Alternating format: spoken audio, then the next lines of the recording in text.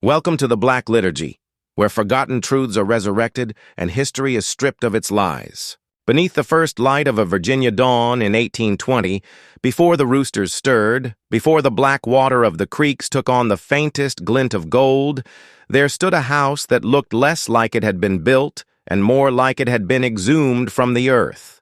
Its timbers were dark, not from paint but from something older, soaked through, as if the walls themselves had been drinking for decades. The fields around it were bare, not from harvest, but because nothing would grow within sight of its windows. And in that first fragile moment of morning, when the air is soft enough to carry a whisper, the house seemed to lean closer to the road, as though listening for a name. 5 members of the Aldrin family lived inside that house. By all accounts, they were healthy, devout, and steady as oak. People whose word was their bond, and whose place in the valley was as fixed as the stones in the churchyard. But on the 12th day of September, the Aldrins stopped speaking, not because their tongues were gone, though some would later swear otherwise, but because they were no longer here to move them. The door was ajar when the sheriff arrived, swinging slowly like it had been opened by a wind that didn't touch the trees. The hearth still glowed, a red whisper against the cold, and the table was set for breakfast. Porridge in each bowl, spoons neatly placed to the right, steam still faintly curling from the surface, as though they had only just stepped away. Upstairs, the beds were made with military precision, boots aligned beneath them.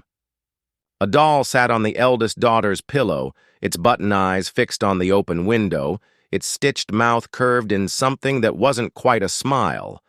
But there were no signs of departure, no boots missing, no coats taken, no horse gone from the stable. It was as if the family had simply evaporated in the time it took the fire to burn down from flame to ember. The sheriff wrote in his ledger that the air inside the Aldrin home felt thick, not warm or humid, thick, like it could be sliced and folded.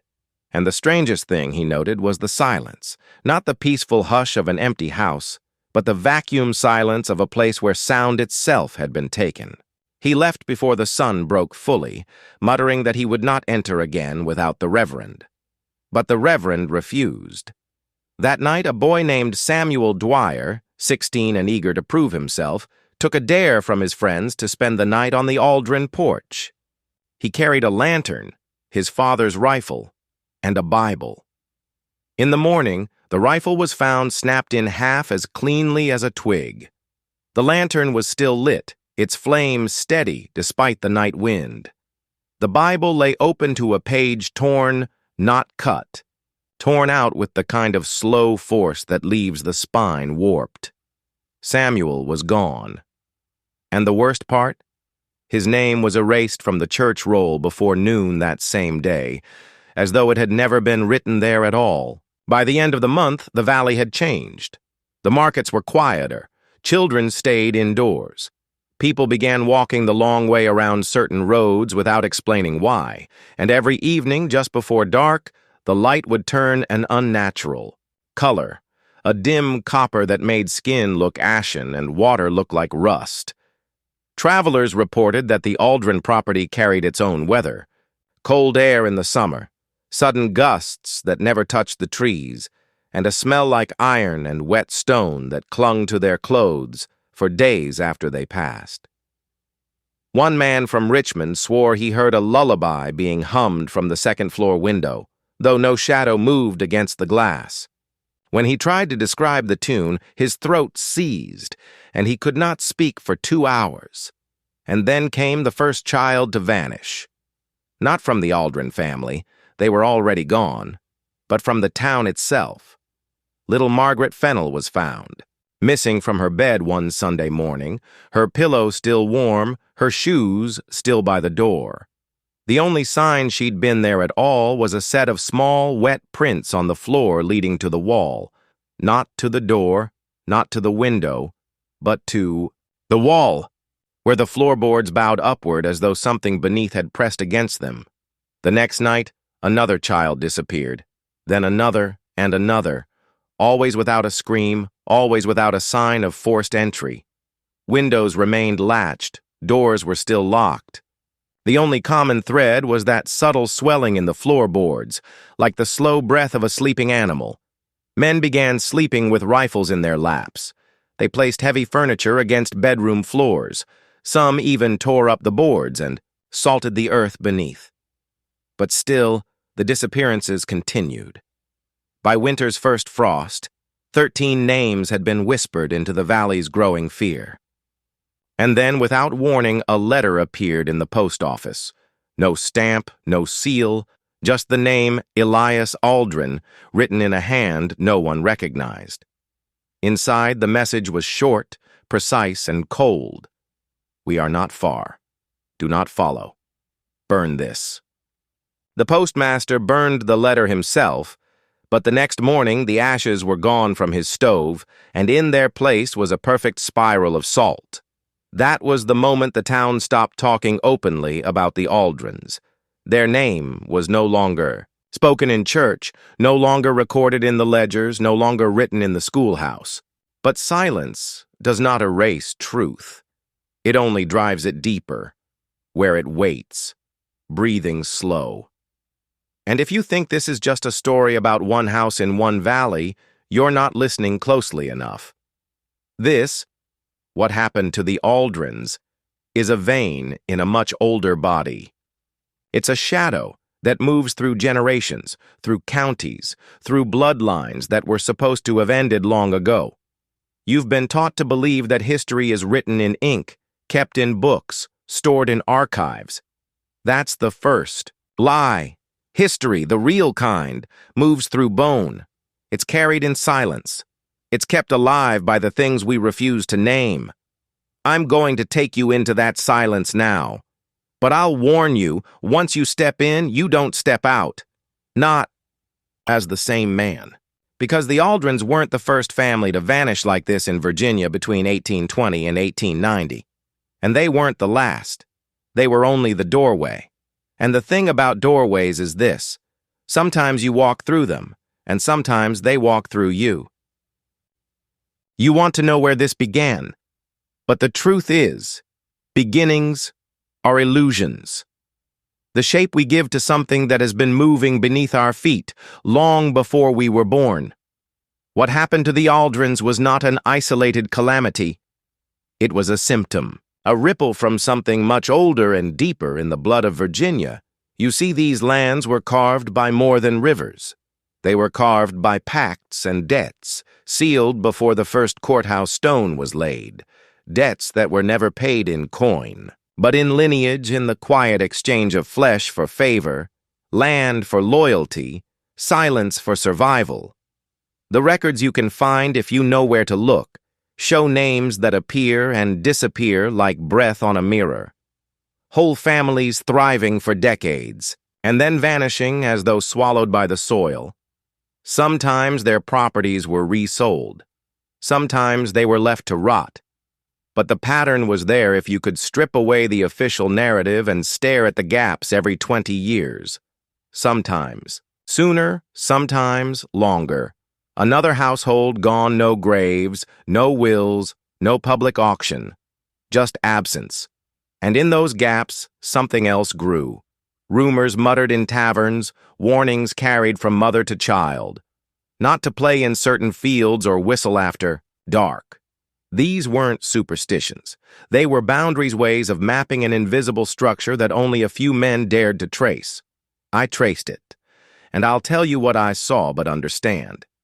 This will make the Aldrins feel small, because when I followed, the trail of vanished names back past the 1820s, I reached a family called the Claibornes, who disappeared in 1793 from a brick estate that should still be standing but isn't, and in the absence of that house a copse of black pine grows thicker than anywhere else in the county.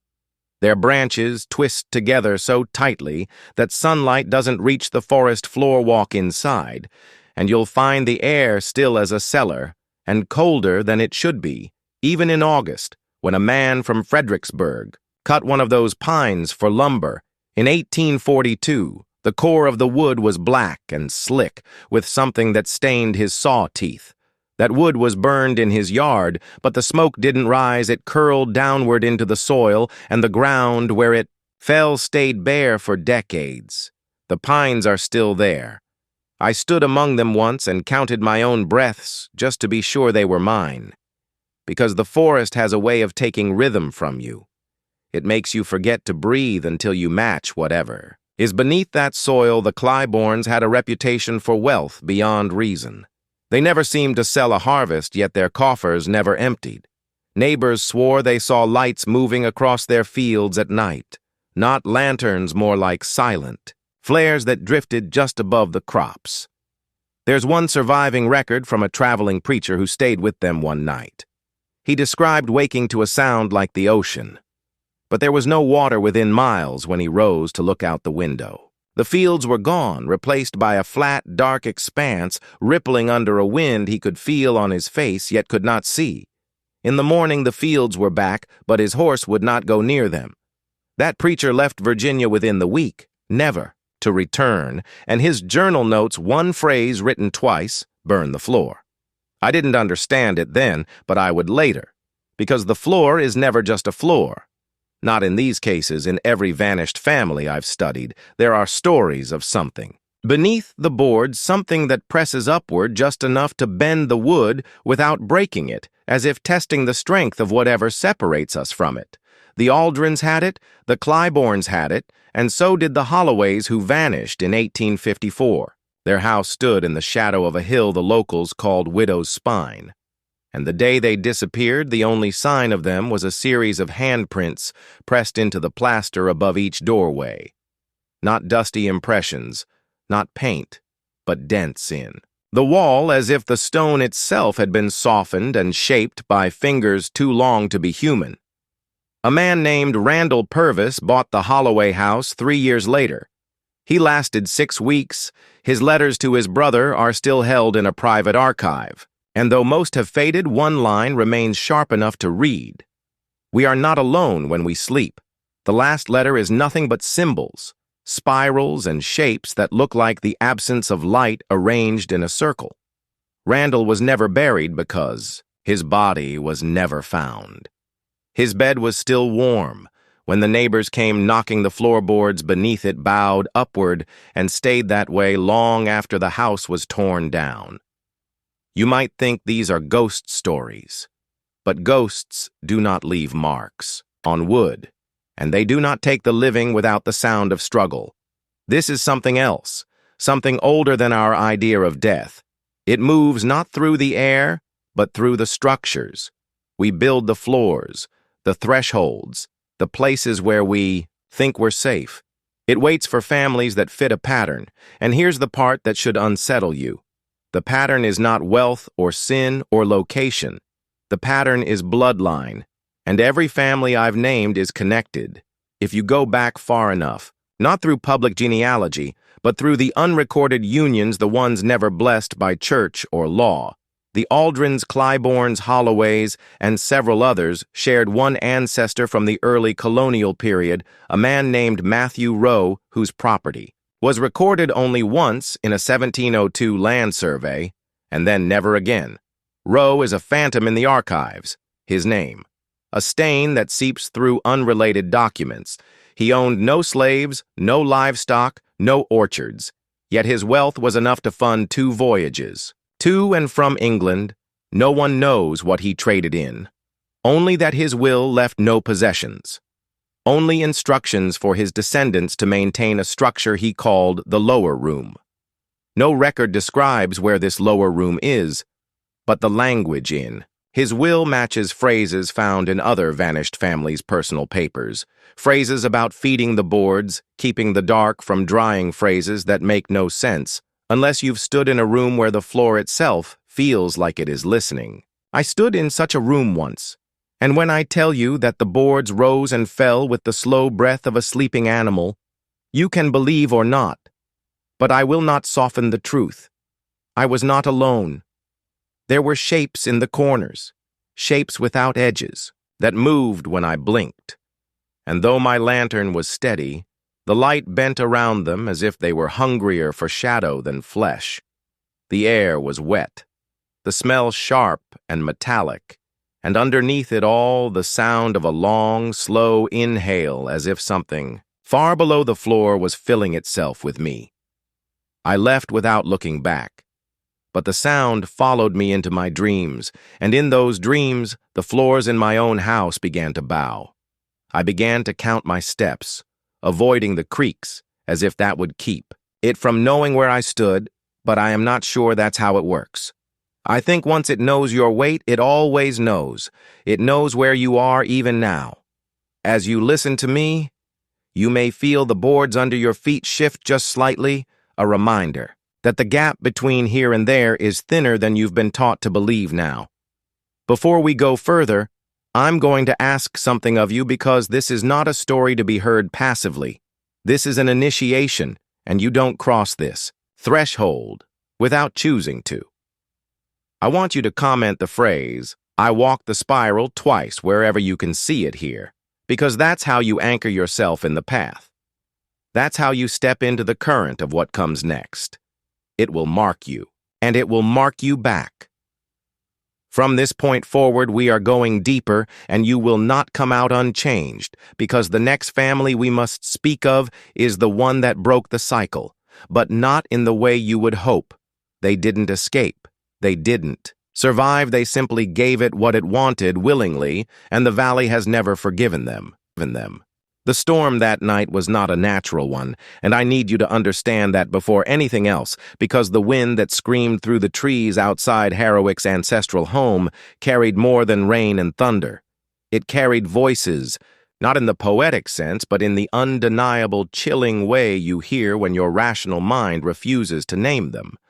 The house itself seemed to respond to them, its old timbers groaning as if in pain, the leaded glass windows shuddering, though no tree branch touched them. Inside, every candle flickered in the same unnerving rhythm, as if something unseen moved from room to room, testing the air, searching. The family did not speak of storms, not in this house. They treated them like visitations, omens whose meaning they were unwilling to explain to outsiders. It had been this way for over a century, ever since the year when the first Heroic patriarch locked the cellar doors and declared that no man, woman, or child should enter without his blessing. That blessing was never granted again, and the cellar, whatever it contained, was left to the dark. That night, as the wind howled, William Heroic stood at the foot of those cellar stairs. His hand hovered over the iron latch, trembling, not from fear, though there was fear in him, but from the pull of something deep and irrational, the same pull that had haunted every Heroic since the cellar was sealed. It was not curiosity in the ordinary sense. It was hunger. Behind him, the rest of the family gathered in the great hall, pretending to read, to sew, to drink brandy. Yet every pair of eyes strayed toward the stairwell. The sound began faintly, almost like the grinding of stone far below the earth, then shifted into a low, wet breathing. William closed his eyes, but that only made it worse. He could feel the air changing, the scent of the room deepening into something metallic and ancient. His wife, Eleanor, rose without speaking and crossed to him. Her hand closed around his arm with a grip that felt more like a warning than comfort. "Not tonight," she whispered, though her voice was shaking. "And here is where you must understand the Heroic truth. They did not fear what was in the cellar because they didn't know it. They feared it because they remembered. Memory was the curse of their bloodline, passed down not in stories but in dreams. Every Heroic child by the age of 10 would have the dream, a descent into darkness, the press of damp stone, the feeling of fingers brushing against their skin in the pitch black, the sound of dozens of small, sharp intakes of breath all around them. They would wake screaming, but no one in the family ever offered comfort. Comfort would have been a lie. That night, William could almost hear the voices from his own childhood dream. He had ignored them for years, convinced himself they were the echo of fevered imagination, until the inheritance of the estate forced him back here, forced him to live above that locked earth. Outside, the storm thickened, rain battering the old roof until it seemed the whole structure would be torn apart. The grandfather clock in the corner began to tick irregularly, skipping seconds, then repeating them. Eleanor noticed it too. She stepped back from him, her face pale. It was happening again, the convergence. Every Heroic knew the signs. Time itself faltering inside the house, animals falling silent in the woods, the taste of iron at the back of the tongue. The old papers called it the crossing, though no one ever said what crossed or why. William's grandmother had once told him in a rare moment of frankness that it was the night when the cellar woke up. And now, as the latch began to rattle against the wood, slowly at first, then with steady insistence, he knew she had not been speaking in metaphor. The brandy glass slipped from his hand, shattering against the stone floor. But no one reacted. Every Heroic in the room was staring at the cellar door as if hypnotized. The rattling stopped. In the silence, the breathing returned, louder now, closer. Then came the knock, not with a hand, but with something heavier, something that struck the wood in a dull, deliberate rhythm. 3 times, then a pause, then 3 more. Eleanor turned to the others. "Upstairs," she said, her voice sharp. They obeyed instantly, leaving William alone at the base of the stairs. He knew the rule. When the crossing came, the head of the family was to face it alone. It had been so for generations. No one knew who had written that law into the family ledger, but it was obeyed without question. He took the candle from the wall, descended 1 step, then another, the smell growing thicker, sweeter, almost cloying. The wood under his feet felt softer than it should, as if the house itself was sagging toward whatever waited below. At the final step before the cellar door, he stopped. His heart was beating in slow, heavy strokes, each one sending a dull ache through his ribs. The knock came again, this time on the inside, and he heard it. The faint sound of chains dragging over stone. He placed his hand on the latch, and in that moment, a vision struck him. Not a memory, but something older, deeper. The cellar filled with pale figures, small and hunched, their eyes reflecting candlelight, though no candle burned.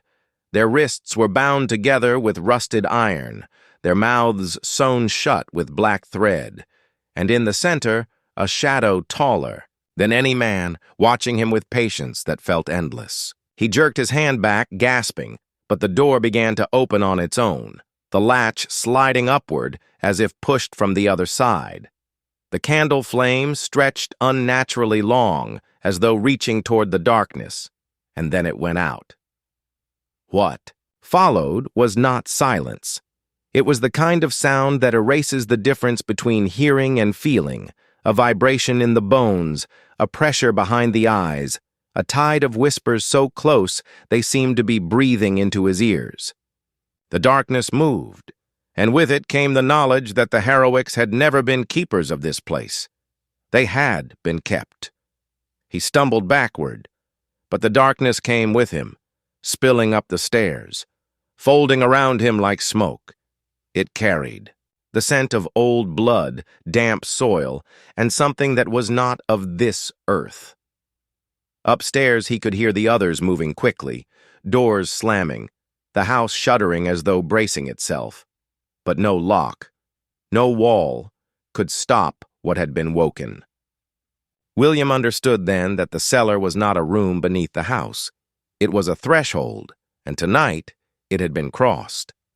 The darkness whispered his name, not in one voice, but in many, overlapping, each one sounding like someone he had lost, someone he had loved, someone who should not be speaking to him now.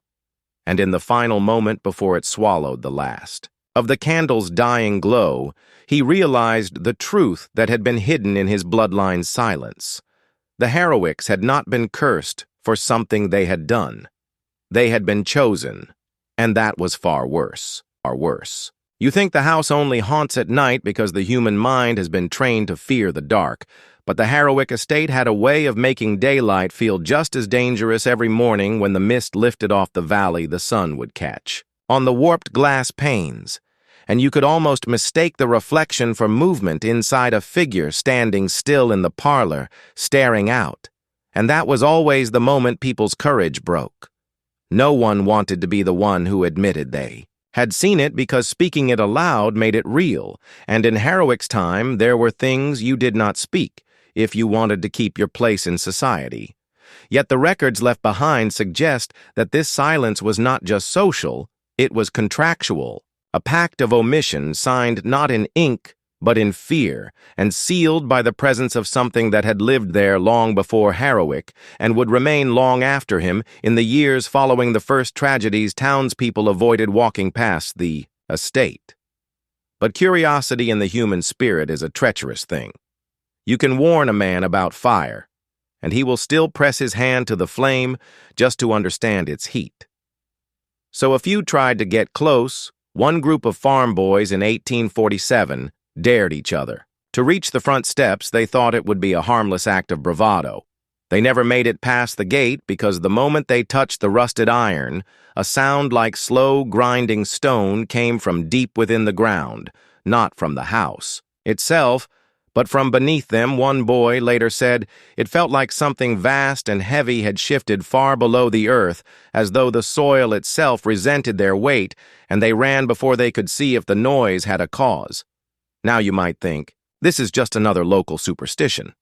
But the county's own survey maps from that decade show strange voids in the terrain around the property, as if tunnels or chambers had been carved out long before settlement and no one dared to chart them fully. I've seen these maps myself, yellowed with age, annotated in cramped handwriting that changes midway through the document. The later handwriting includes small warnings in the margins, some in English, some in a language no one in the county could identify, and in every instance those marks are placed beside the same symbol, a crude shape that might be a door or might be a mouth. In 1852, a letter surfaced from a woman named Clara Wynne, who claimed she had been a maid in the house during the final years before it was abandoned. Her writing is uneven, shaky. But what it describes is even worse. She tells of rooms that changed size in the night hallways, that seemed longer when she carried a candle than they did in daylight, and doors that opened to brick walls. One night, she swore she saw a child standing at the end of the East Hall dressed in clothes too old-fashioned even for that time. When she moved toward the child, it turned not and walked away, but dissolved into the air, like smoke. The next morning, the door to that hall was nailed shut by Harrowick himself, without explanation. Clara left her employment soon after, but not before she overheard something she wasn't meant to: a conversation between Harrowick and a visitor whose name she never learned. They spoke in low, urgent tones, but she caught fragments, phrases about keeping it contained, about the price of breach, about a birth that must not be acknowledged. Now, this last detail is what connects the estate's ghost stories to the more dangerous truths, because years later in the county orphanage records there appears the name of a child. No one remembers arriving, a boy listed with no known parents, but marked as having been born on the Harrowick estate, and the date of his birth exactly matches the year the house was locked and left to decay. What happened to him is a blank. The ledger entries simply stop. But I will tell you, this blank spaces in official records are not accidents. They are deliberate removals, and removal always serves someone. The real question is whether it served Harrowick or the thing in the house time. And again, witnesses have spoken of hearing movement under the floors, sometimes like footsteps, sometimes like something dragging itself across the boards, and in the coldest months, the hearth in the main room would flare to life without wood, without spark, burning with a pale blue flame that gave no heat, and when it burned, the shadows in the room moved against the light as though pulled toward it. The fire department refused to inspect the place after one attempt in which 2 men went inside to investigate a suspected vagrant. They emerged pale as chalk and unable to speak for hours. One later resigned and left the county entirely. But the other stayed long enough to confide to a friend that they had seen figures crouched in the corners of the room, not moving until the flame went out, at which point the figures shifted closer in silence. This is why I say to you the Harrowick house was not just haunted, it was inhabited, and there is a difference. Ghosts are fragments of the dead trapped by memory, but an inhabitant is something else, something with intent and patience, and when something has patience, it can wait generations. What I have pieced together suggests Harrowick was not the first to bargain with whatever lived there, and he may not have been the last in the courthouse archives. There's a property deed dating back to the late 1700s for the same parcel of land, signed by a family whose name does not appear anywhere else in the county's history. No census, no burial records, nothing, just the deed and a strange rider clause stating that the owner accepts responsibility for the threshold. That word threshold appears again in later Harrowick papers, usually in proximity to references about the lower levels of the house, which no one admits to seeing in their entirety. Even Clara's letters say she was never allowed beyond the first two cellar rooms, and that there were always doors locked with chains leading further down. You can dismiss this as romanticized fear if you want, but I would remind you that people do not nail doors shut unless they believe what's behind them can get out. In 1863, a traveling preacher stopped in the county and insisted on visiting the estate. Despite the locals urging him away, he went alone. Taking only a lantern and his Bible, he was found the next morning lying in the grass by the front gate, eyes open, but unseeing, muttering the same 3 words over and over. The first 2 were, "It's awake." But the third word was so distorted no one could agree on what he was saying. Some thought it was a name, others a place. The preacher never preached again after that, and died in an asylum 2 years later. And here is the part you will not find in polite histories.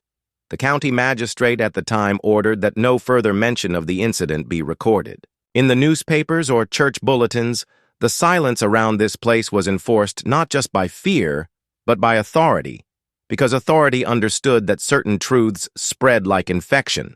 Once spoken, the last verifiable account comes from 1889. When a pair of surveyors tasked with plotting a new road passed near the property, they camped for the night within sight of the house, and both reported hearing the same thing in their separate journals, a low, steady knocking that started after sundown and continued without pause until dawn. One wrote that it sounded like someone rapping on a door from the inside of the earth.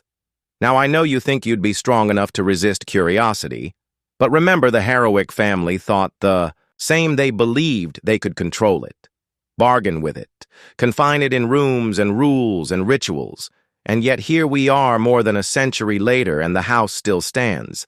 The windows still catch the morning light in a way that makes you swear. Something is inside, watching, waiting, patient as stone.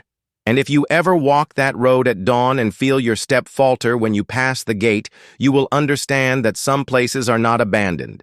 They are simply resting until someone makes the mistake of opening the wrong door.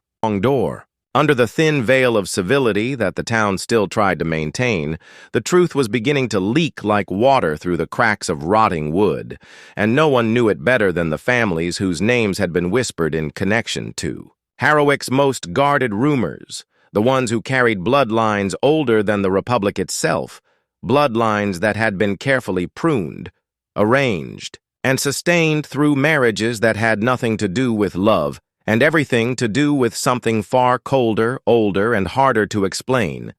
And as the days passed, those families began to act strangely, withdrawing from public view in ways that felt more calculated than fearful, as if they knew this moment had been written long before any of us were born, as if all we were doing was stepping into a pattern they'd been waiting to repeat. A ritual without altar or priest, but a ritual nonetheless. And I saw it in the way the shutters closed earlier each night, in the way the carriages moved quietly under the moon instead of under the sun, in the way the postman no longer brought letters to certain doors, but instead left them at an unmarked drop that only a select few would retrieve from. And every fiber of my being told me these were not coincidences, that the whispers of chained children in basements, of births that defied explanation, of identical birthdays and faces across decades, were not just the ramblings of an overactive imagination, but fragments of a truth so monstrous it had to be buried in plain sight. And I remember standing by the edge of the old cemetery one evening, watching the mist roll low across the headstones, feeling the way the air seemed thicker here, charged with something unseen but deeply felt, and thinking about how many names were carved into stone simply to mislead the curious, because the real ones, the ones that mattered, were not resting here. They were somewhere else, hidden in records sealed in attics and in bloodlines disguised under altered surnames. And the deeper I thought about it, the more I realized how much of Harrowwick's history had been written not in books, but in bodies, and how those bodies were moved like chess pieces across generations to ensure that certain connections, certain mixtures, and certain inheritances were preserved, and that was when it struck me. These families weren't protecting their wealth. Not really. They were protecting the pattern, and the pattern was far more important than gold or land, because the pattern was what allowed them to keep their place in something older than America itself, something that could move from one century to another without ever being caught, because it wore the face of respectability while feeding on something far more primal. And when I thought about the dates, the ones scratched into the back of church ledgers, the ones coded into old property, deeds, I saw the recurrence. The cycle, every 33 years, something would shift, disappear, reappear, and in that year, without fail, the town would gain or lose children in ways that defied reason, and the adults would speak less, smile less, and move as though the air itself was heavier, and that cycle was coming again. And I knew it not just because of the math, but because the people who never looked at me before were now looking directly into my eyes, as if weighing whether I was to be trusted or silenced. And when the sheriff, a man who claimed to have no interest in history, told me to stay away from the south side of the Harrowwick property after sunset, I realized the circle was tightening, and the last time anyone had been warned like that, half a dozen people had vanished by winter, their names struck from records so completely you'd swear they'd never lived, and the only proof they ever existed was in the look of recognition you'd sometimes see in the faces of those who remained, a flicker of memory that their mouths refused to speak. And I began to dream in fragments, images of long hallways lined with candlelight, of a child's voice echoing in a room that had no furniture, of doors without handles that opened when no one touched them, and each morning I would wake with the taste of iron in my mouth, as if the dreams were feeding on me, marking me, and I couldn't shake the feeling that somewhere someone had already decided how far I was allowed to go before I was pulled under like the others, and in that realization came a terrible calm, because I knew that if I didn't keep walking forward, if I didn't force my way into the places where no one was supposed to look, the cycle would simply close again and reset, burying not just the truth, but me along with it. And so I began to keep watch at night, counting the lanterns moving through the tree line, noting which windows glowed past midnight and which never lit at all. And the more I watched, the more I realized that the Harrowwick land was not quiet at night. It pulsed with life, not the life of laughter or work, but something slower, deliberate, like the breathing of something asleep just beneath the soil. And I swear to you, sometimes that breathing sounded too human, as if the earth itself had swallowed something alive and was still deciding whether or not to give it back. It was on the fourth night of watching that I saw the first clear sign that everything I feared was true, because out beyond the tree line where the land dipped into that shallow hollow, a lantern bobbed in the dark like a will-o'-the-wisp. But it wasn't the light that froze me. It was the figure carrying it. Tall, thin, with shoulders slightly hunched, wearing a coat far too long for modern fashion, the kind you'd expect in a daguerreotype from the 1850s, and the way he moved was wrong, too smooth, as though his feet barely touched the ground, and he didn't so much walk as slide from shadow to shadow until he reached a mound of earth that I knew for certain hadn't been there the day before. and he set the lantern down beside it, crouched, and began to run his hands over the soil like he was feeling for something beneath, and I could see his fingers pressing into the dirt as if it was softer than it should have been. And when he finally found whatever he was looking for, he straightened up, gave a slow, deliberate glance toward the Heroic house in the distance, and then he vanished, not walked away, not ducked behind a tree, 1 second there and the next gone, and the lantern remained, glowing faintly against the grass until it too went dark as though the flame had been pinched by an unseen hand. And I remember feeling an ache in my chest as I stood there, the kind of ache you get when you've crossed an invisible line that you can't uncross. Because I knew that mound, whatever it was, would still be there in the morning, and it would be wrong to go to it. But it would be even more wrong not to. So before the sun rose, I was already walking the 1.5 miles from my place to that hollow, the mist thick around my ankles. And when I reached it, the mound was smaller than I remembered, as though it had sunk into itself, and the soil looked freshly turned, damp but not from rain, and I knelt, pressing my palm into it, feeling the heat that should not have been there, as if the earth had been holding something warm, something alive, and my fingers brushed against a piece of cloth buried just under the surface, coarse and frayed, with the faintest trace of stitching that didn't match any modern thread, and I pulled at it until a strip tore free, revealing an odor that was not rot exactly, but something older, more metallic, like the air inside a locked chest that hasn't been opened for 100 years. And that's when the sound came. A slow, deliberate exhale right behind me, low enough to raise the hairs along my neck, and I didn't turn immediately because instinct told me not to. But when I finally did, there was nothing, only the fog shifting in the trees.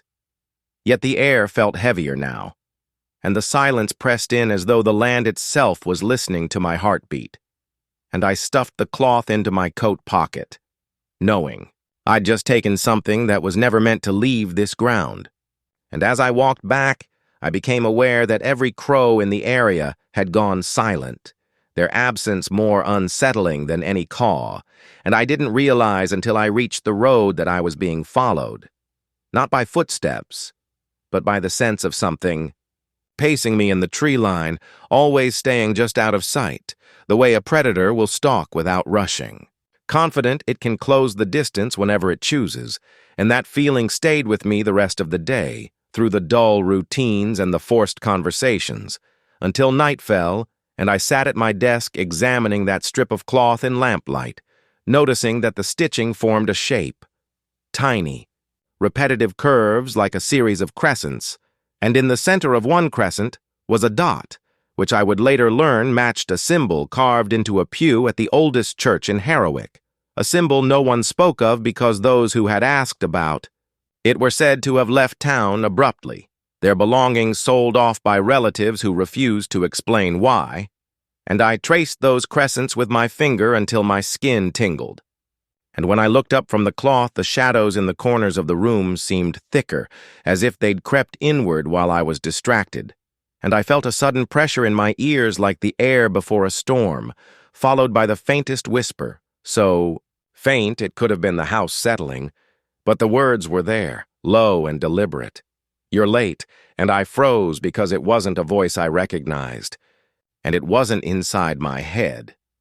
It was behind me, in the same space I occupied, and when I turned, nothing was there but the lamplight quivering as though disturbed by a breath, and I realized then that whatever I had touched in that hollow was not just part of the Heroic story, it was part of the pattern, and the pattern had now touched me back.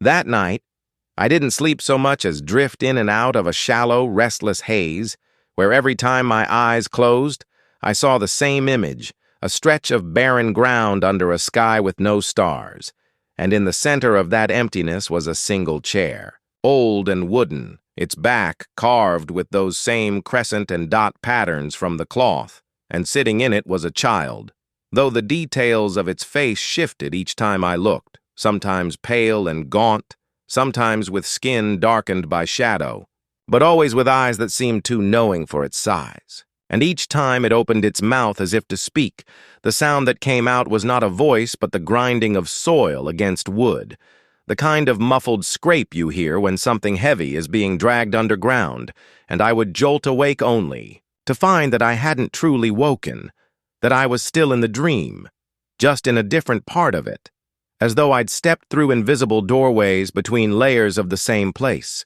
and each layer brought me closer to something I didn't want to see but couldn't avoid. And when I finally snapped out of it for real, my room was cold enough that my breath fogged the air, even though it was late summer, and the day before had been sweltering, and the strip of cloth I'd left on the desk was now in the middle of the floor, as if it had been dropped from above, lying perfectly flat despite the slight draft from the open window, and when I picked it up the fabric was warm again, warmer than it had been in the hollow, like it had been pressed against a living body, and that warmth didn't fade as I held it. It pulsed, faintly, in rhythm with something that wasn't my heartbeat. And for a moment, I had the irrational but undeniable thought that it was breathing, and I almost threw it into the fireplace right then. But something stopped me. Not fear exactly, but a sense that destroying it would seal me into something even worse, like burning a map before you found your way out. So instead, I wrapped it in brown paper and locked it in the drawer where I keep my father's old pistol, not because I thought the pistol would protect me, but because that drawer is the only thing in the house that I've never known to open on its own. Though as I closed it, I swear I heard the faintest shift of weight inside, like something settling in for the night, and I had to walk away before I convinced myself I'd imagined it. And the rest of the day passed with that strange heaviness, hanging over me, the kind that makes you feel like you're moving through thicker air, and everywhere I went I caught people staring too long. Not strangers, but townsfolk I've known all my life, though now their eyes slid over me like they were measuring something, as if I'd joined a list they didn't want to say out loud. And by sundown, I decided to walk past the Heroic place again, not because I thought I'd see anything, but because part of me needed to confirm it was still just a house.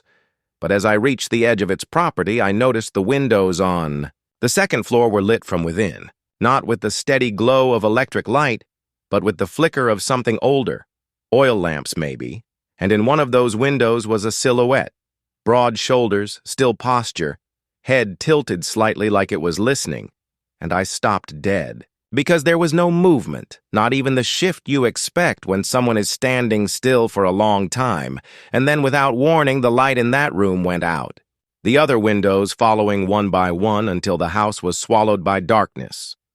And that's when I heard it, not from the house but from the woods behind me, a slow, deliberate series of knocks, spaced far enough apart to make it clear they weren't random. 3 knocks, pause, 2 knocks, pause, then 1.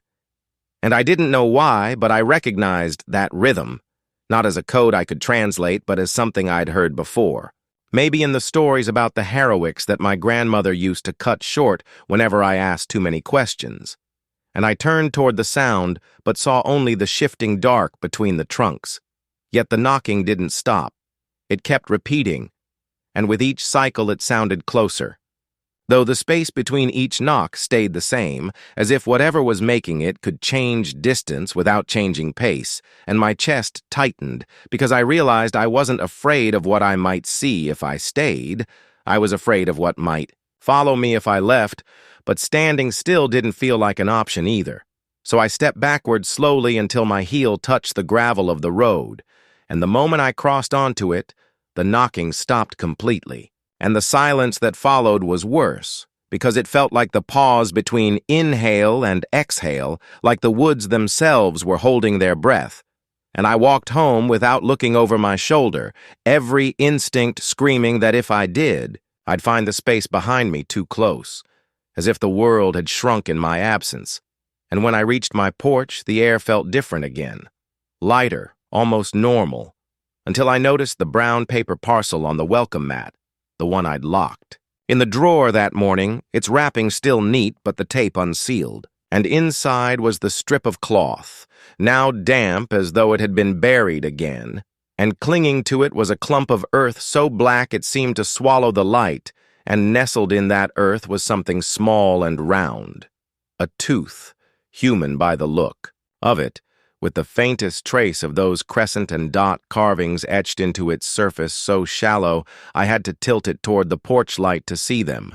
And holding it, I understood in a way I can't explain that this wasn't the first piece I'd find, and by the time I had them all, whatever waited in that starless field from my dreams would no longer be sitting in the chair.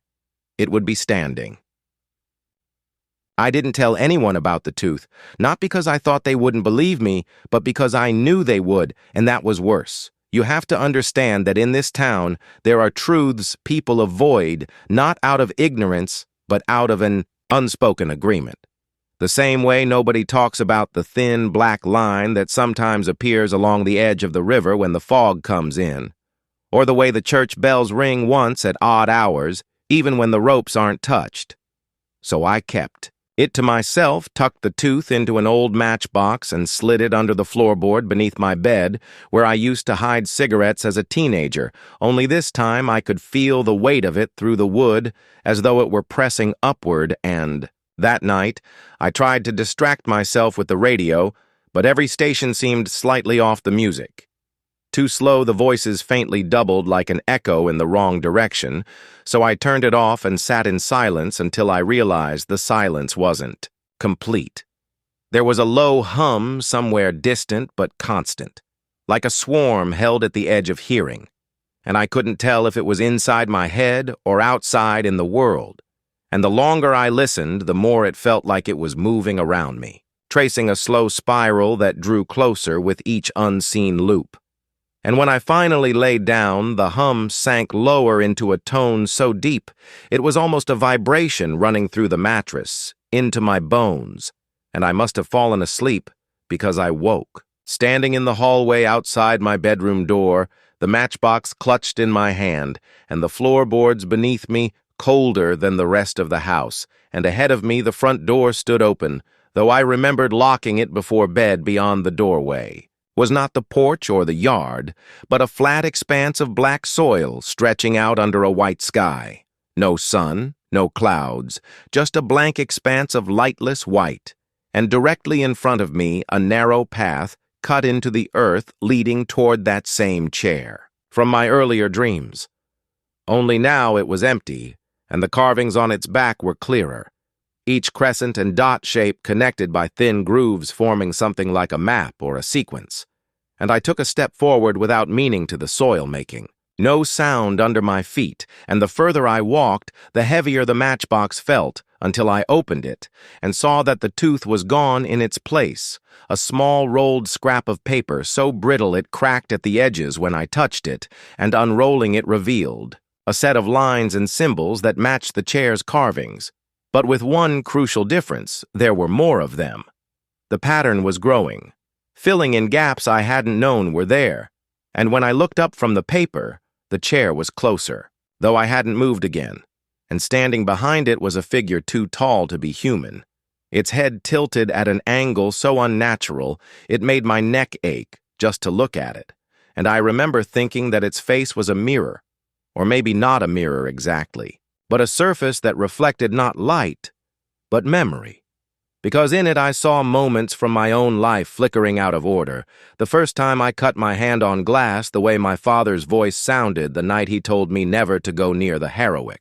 Property, the face of a girl I'd kissed once in the school gym and never spoken to again, all bleeding together in a way that made me feel both seen and undone. And I think I spoke then, though I couldn't tell you what I said because the figure reached forward and touched the matchbox still in my hand, and when it did, every memory I'd just seen in its face vanished from my mind like a thread pulled clean from fabric, leaving nothing but the sense of loss.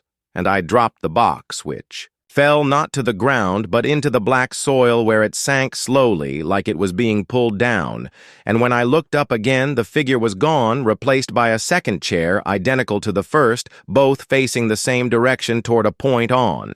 The horizon I couldn't quite see, and in that moment I knew that the other pieces I'd yet to find wouldn't just complete the carving, they'd complete the set of chairs, and that when the last one was placed, whatever was meant to sit in them would finally have somewhere to rest.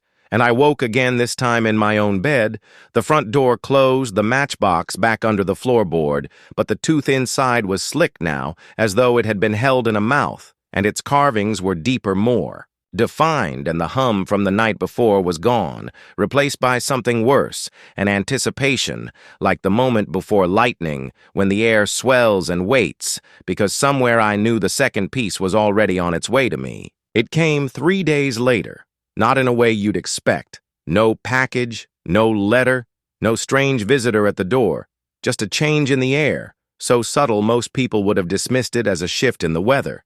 But I could feel it in my teeth in the spaces. Between each breath, like the atmosphere had been wound tighter, and somewhere, something was waiting for me to notice. The first sign was the clock in the kitchen, stopping, not breaking, just holding at 3:17 in the afternoon with the second hand trembling. In place, as though it wanted to move but couldn't, and I stood there staring at it long enough to feel the stillness of the house deepen, until it seemed like the walls themselves were holding their breath. And in that pause, I heard a sound from the back, shed a slow, deliberate scrape of wood against concrete, like something being dragged across the floor. The shed door was locked. I knew because I'd locked it myself a week ago after finding the latch bent out of shape. But when I stepped into the yard, the door hung open just enough to show the darkness inside, and the smell that came out wasn't the musty sawdust and oil scent I was used to. It was metallic sharp like the air before a storm, but heavier and layered beneath it was a faint rot, sweet and wrong, the kind that clings to the back of your tongue. I didn't want to go in, but the longer I stood there, the more I felt like not going in wasn't an option. So I stepped through and saw the workbench covered in dust, except for a perfect circle in the center, no larger than a dinner plate, as though something had been sitting there for years and was just now removed. And beside the empty circle lay the second piece. It was smaller than the tooth, a thin, curved shard of bone with a groove running along its length, and when I picked it up, the air in the shed dropped 10 degrees cold enough that my breath came out in faint white clouds, and the scrape I'd heard earlier sounded again, but this time it came from behind me, slow and patient when I turned. Nothing was there, just the open door swinging slightly in wind. I couldn't feel, but the shadows inside the shed seemed wrong, longer than they should have been, their angles not quite matching the shape of anything real, and as I stepped back into the yard, the shard grew warmer in my hand, almost pulsing in time with my heartbeat, and I could see faint markings along its groove marks that matched the ones on the tooth, only more deliberate, more complex. Like the difference between a sketch and an engraving, I wanted to put it away somewhere safe. But the moment I thought about hiding it, the shard seemed to resist my grip, like it wanted to be out in the open. And by the time I got back, inside, the stopped clock had started again, but it was running backward, not quickly. Just a steady reversal, as if time itself in the house was undoing something. And every tick sounded like it was coming from further away until it was almost gone. Entirely. I put the shard beside the tooth on the table just to see if they would align. And the moment their grooves touched, the hum returned stronger than before. It filled the room, pressing against my skull, and behind my eyes, I saw the chairs. Again, both of them. But now they were closer together, angled inward, like they were waiting for something to be placed between them. And though there was nothing in the dream space but the chairs, I felt the presence of that tall figure somewhere. Behind me, watching as if to see whether I would keep going or turn away. I wanted to look back, but my body wouldn't let me. And when I woke, the hum lingered in my ears, a phantom vibration, and the shard was no longer on the table. It was in my pocket, though I had no memory of putting it there. And as I took it out, I realized it was slick, the same way the tooth had been the first morning, after which meant that while I'd slept, it had been somewhere else, somewhere warm alive, and now it was back waiting for the third piece that I knew would come soon, because whatever pattern this was, it was accelerating, tightening its grip, and deep down I knew it wouldn't stop until the chairs were full. It began with the mirrors, subtle at first, a warping so slight you could almost convince yourself it was a trick of the light. But then the distortion grew until my reflection wasn't quite matching me anymore.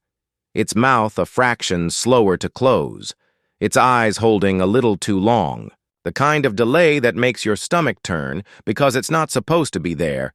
And one morning when I walked past the hallway mirror half asleep, I saw my reflection standing perfectly still while I kept moving, just standing there watching, me with a look I had never worn in my life, something knowing and cold. And as I stopped and turned back, it tilted its head in a way that wasn't mine, a slow, deliberate angle that seemed to invite me closer. But I didn't. I couldn't. Because the longer I stared, the more I realized the background behind it wasn't my hallway at all. It was the room from the dream with the two chairs and the faint humming that I could now almost hear through the glass itself, low and steady, like a heartbeat in stone, and there was something between the chairs this time. A small dark object I couldn't make out, but I knew without doubt it was the third piece, the one the tooth and the shard were waiting for, and my reflection smiled. Then a slow curling of the lips that showed just a little too much gum, and the hum sharpened until it felt like it was pushing into my skull, pressing at the back of my eyes, and then it was gone, replaced by the sound of something heavy sliding across wood upstairs, slow and deliberate like the scrape in the shed, but closer, far too close, and my body moved before my mind could catch up, climbing the stairs step by step, each one feeling softer than it should, like the wood had been replaced with something that gave slightly under my weight. And when I reached the landing, the air was thick, humid, like the breath of a crowded room, though I was alone. And the door to the small bedroom at the end of the hall was open just enough to see the edge of something white inside. I pushed it open and saw the old crib, the one that had been left here when I bought the house, sitting in the middle of the room. And inside it wasn't bedding but pages, hundreds of them, torn from books and handwritten journals, all covered in the same tight-looping script I didn't recognize, the ink a deep reddish brown that I didn't want to think about too closely. And lying on top of the pile like a crown was the third piece, not bone this time but metal, blackened and pitted, shaped like a key, though far too irregular to fit any lock I'd ever seen, and the moment I touched it, the hum came roaring back. So strong my knees buckled and the room swam, and in the blur I saw the two chairs again, but now there were shapes sitting in them, indistinct and faceless, their outlines shimmering like heat above asphalt. And the key rose from my hand on its own and slotted itself into the empty space between them, and the hum became a voice, not words exactly, but something older, deeper, a command that bypassed language and went straight to the bones. And in that moment I understood that the pieces were not just objects, but parts of something far larger, something that had been waiting to be reassembled for a long, long time, and that by finding them, I had agreed to finish the work whether I wanted to or not. And when my vision cleared, the crib was empty, the pages gone, and the key was no longer in my hand, but I could still feel its weight deep in my chest, as though I had swallowed it. And the house seemed to exhale around me, floorboards creaking, walls settling, as if it too had been holding its breath for this moment. And downstairs, the stopped clock began ticking again, forward this time, each tick loud and deliberate like footsteps approaching in the dark. The ticking grew louder as I descended the stairs, not the clean metronome of a clock, but the uneven, irregular cadence of something alive, a beat that would stutter and then surge as though struggling to keep pace with my steps, and by the time I reached the bottom, the sound wasn't coming from the mantel anymore, but from the walls themselves, traveling through the wood like a pulse, a rhythm that seemed to match my own heartbeat, until I realized mine had begun to shift to match it instead. sinking without my consent, and I stood there in the center of the room with my hand pressed to my chest, feeling the thud in perfect unison with the slow, deliberate pounding in the walls, as though the house was drawing me into its own circulatory system. And when the final tick came, there was a silence so thick it was almost wet, followed by a faint tapping at the front door. Not a knock, but the light, precise tap of fingernails, 4 times in quick succession. Then stillness, and against every instinct I moved to open it, because something in that silence afterward felt worse than whatever was waiting outside, and when I turned the knob, the door resisted, swollen in, its frame like it had been rained on though the night was dry. But I forced it open, and was met not with the porch or the yard, but with a narrow corridor, the walls close enough to brush my shoulders, the air colder than winter, and carrying a faint metallic taste, and stretching out before me in the dim light were dozens of doors, each one slightly different in size and shape, but all made of the same dark wood. And though I didn't hear a single sound, I knew they weren't empty. I could feel the presence behind them like a faint electric charge, and as I stepped inside, the door behind me swung shut on its own, sealing me in, and the ticking began. Again, fainter now, but moving from door to door like something pacing, and with each pass I could sense the focus shifting toward me until finally it stopped at the third door on the left. The wood of it slick with condensation as though it had been sweating, and the handle turned just enough to make me aware it could open at any moment. But it didn't. Instead, a voice slipped through the thin gap where the door met the frame, low and even, speaking my name in a way that felt like it was being whispered directly into my spine. And the air around me tightened, pressing inward, urging me forward. So I reached for the handle and turned it slowly, and the moment the latch clicked, the corridor lights died, plunging everything into a soft, greenish gloom. And on the other side wasn't a room at all, but a wide black field stretching endlessly, the ground damp and spongy beneath my feet, and in the distance stood a single figure, its back to me, swaying slightly as though in a slow wind I couldn't feel. And as I walked closer, the swaying stopped, and it straightened, but it didn't turn until I was close enough to see the outline of its shoulders. And when it finally faced me, I saw my own face again. The same reflection from the mirror, but older now, the skin drawn tight over sharper bones, the eyes duller and set deeper, and it spoke without moving its lips, its voice emerging from the air around me, telling me that the key had not been swallowed, but planted, and that it would grow if I allowed it, that the pieces were never meant to be kept apart, but once rejoined, they would open something far larger than this corridor or this field.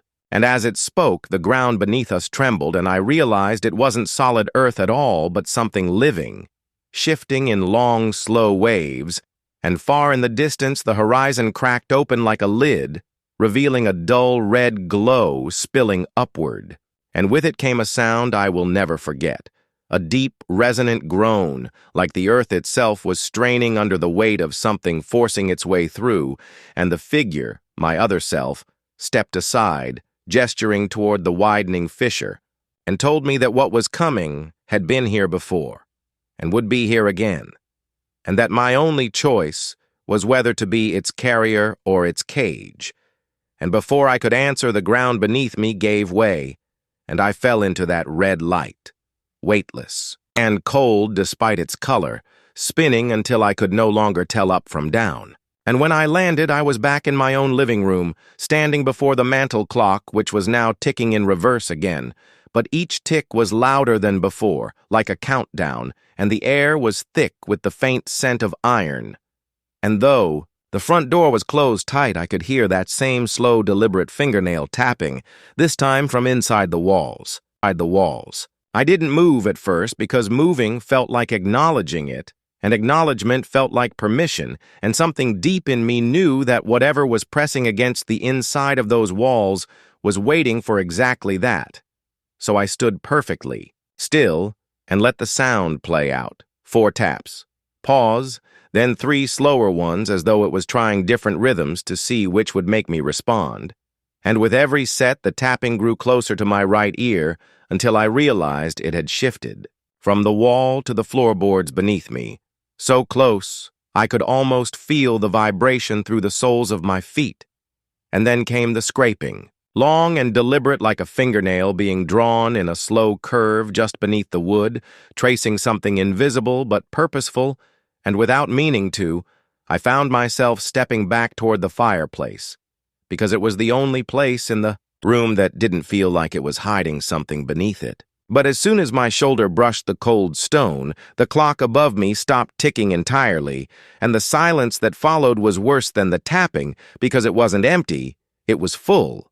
Like the air had thickened into something that was holding its breath with me, and in that silence I could hear the faintest hum.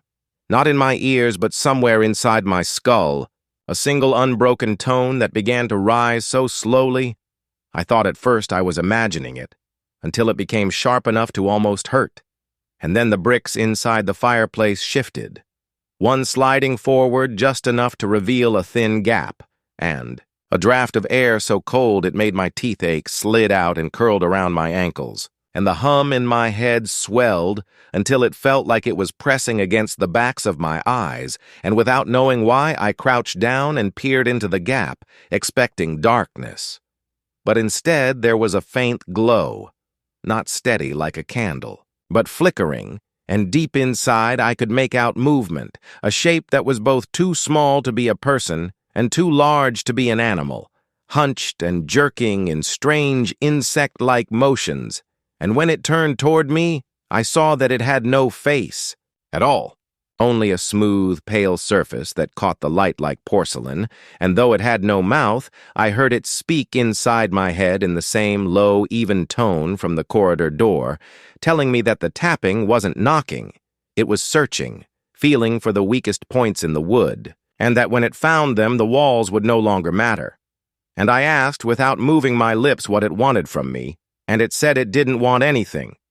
It was simply part of the chain, one link in a line that had been dragging itself through houses, fields, and even bodies for longer than the walls of this place had existed, and that my turn had come, and before I could pull back, the glow winked out, the brick slid back into place with a soft thud, and the hum in my skull stopped so abruptly that the absence of it felt like being dropped into deep water, and I staggered back, my ears ringing in the sudden quiet.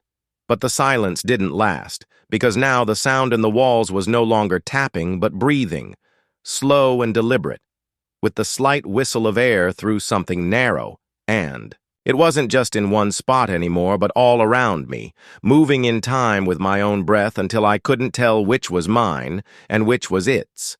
And then the first hairline crack appeared in the far wall, thin as a thread at first, but spreading like a fracture in ice, and from it leaked a faint red light, the same dull glow from the field, and the boards beneath my feet began to bow upward, flexing under a pressure from below, and the breathing deepened, each inhale pulling at the air in the room until it felt thinner, harder to draw in, and I realized it wasn't breathing with me.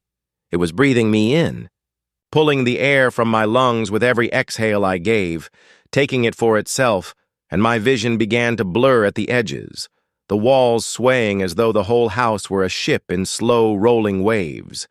And in that dizziness I saw something moving. Behind the cracks in the wall, not a hand or a claw, but something boneless and flowing, folding and unfolding as it pressed closer, and then from directly behind me, inches from my ear, I heard the whisper again.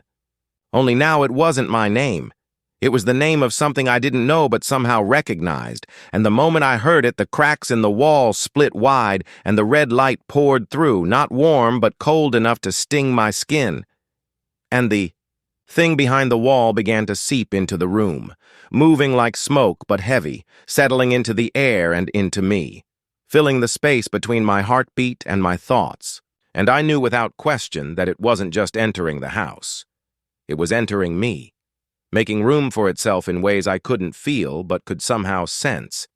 And as the light faded, the walls closed again, seamless as though nothing had ever happened. The breathing stopped, and the only sound left was the clock above me, ticking forward once more. But each tick now carried a faint echo, as though there were two clocks running in perfect unison, one here and one somewhere deep inside me. I stayed where I was because moving felt like giving it the chance to shift again, and I wasn't ready for that. Not after feeling it take something from me, even if I couldn't name what it was, and the air felt normal now. But that was worse, because it meant whatever it was knew how to hide inside the ordinary, and that meant it could wait as long as it needed. So I listened to the clock ticking in that strange doubled way, each sound like a drop of water falling into two different wells at the same time. And I thought maybe if I waited long enough it would fade, but instead the second clock grew louder until I realized it wasn't a clock at all. It was a heartbeat deep inside my skull, and it wasn't mine. Because it was slower, heavier, each beat spreading through my jaw and down my spine like something crawling, and then I heard faint shuffling from the hallway, the kind of sound a person might make dragging their bare feet, but the rhythm was wrong too, uneven, as if one leg was shorter than the other, and it stopped right outside the door. And then the smell hit damp earth and iron so strong it coated my tongue, and I knew without looking that there was nothing human standing there, but I couldn't stop myself from turning. And when I did, there was no one in the doorway, only a dark patch on the floorboards as though the wood itself had rotted in an instant. And from that blackened shape, a thin strand of smoke rose curling toward the ceiling before flattening and drifting into the room. And I backed away, but the smoke followed, like it knew exactly where my face was moving faster each time I tried to avoid it, until it reached my mouth and I breathed it in without meaning to. And the moment I did, I was somewhere else, not a dream, not a memory, but standing in the same house only. It wasn't empty. The walls were bare wood, still wet with pitch. The windows were covered in thick animal hide that blocked all light, and the air was filled with the sound of something, turning over and over like a stone mill, and in the center of the room where the table should have been was a pit no bigger than a well, but impossibly deep, lined with stones, slick with something dark, and inside it something was moving, slow and patient, scraping against the sides as it rose higher and higher until I could see the top of its head, pale and wet, like something that had been underwater for too long. And then two hands gripped the rim nails long enough to curl over themselves, skin tight enough to show every bone and tendon, and it began to pull itself up, but before its face cleared the edge, a voice came from behind me saying, "You shouldn't see it yet." And I turned, and there was a man, or something like one. His clothes were older than the house itself, a coat so worn it hung in tatters, and his eyes were black, not from absence of light, but as if filled with thick liquid, and he said, "It's too soon, but you called, and now it knows you," and I told him I hadn't called anything, but he smiled without showing teeth and said, "Every breath you've taken since you came in here has been an invitation," and the pit creature's fingers scraped the wood, sending up splinters, and that grinding sound I'd heard before returned louder, closer, and I tried to step back, but the man put a hand on my shoulder, and though his touch was light, I couldn't move, and he leaned in close and whispered the name again. The one I'd heard before, the one that made my stomach clench and my ears ring, and when he said it, the creature in the pit froze, then tilted its head toward me. Though I still couldn't see its face, and the man let go, and when I turned back, the room was empty again. No pit, no man, no hides on the windows. But the smell was still there, and when I looked down, the black patch on the floor was larger, stretching toward my feet, and as it touched the toe of my shoe, it sank slightly as though the floor had turned to soft clay, and something shifted beneath, pressing upward, and I backed away again this time toward the stairs, thinking maybe if I got higher it couldn't follow. But halfway up the steps, the wood under my foot groaned so deeply it felt alive, and then a whisper came from between the boards, not a voice exactly, but the sound of breath forcing words through something wet, saying, You can't go up. And before I could pull away, the step under my foot split open and something slick wrapped around my ankle, pulling hard. Enough to drop me onto my knees, and I clawed at the wood, but my fingers slid uselessly over it, as whatever had me pulled again this time with enough force to drag me down onto my stomach, and I saw the gap widening beneath me and a darkness below. That wasn't just absence of light, but a space that seemed to swallow the idea of light entirely. And as I was pulled toward it, I heard the double clock ticking faster in my head, matching the pounding of that other heartbeat, until both sounds merged into one deafening pulse, and then everything went silent as I slid completely into the gap, and the wood closed above me, seamless as if nothing had been there at all.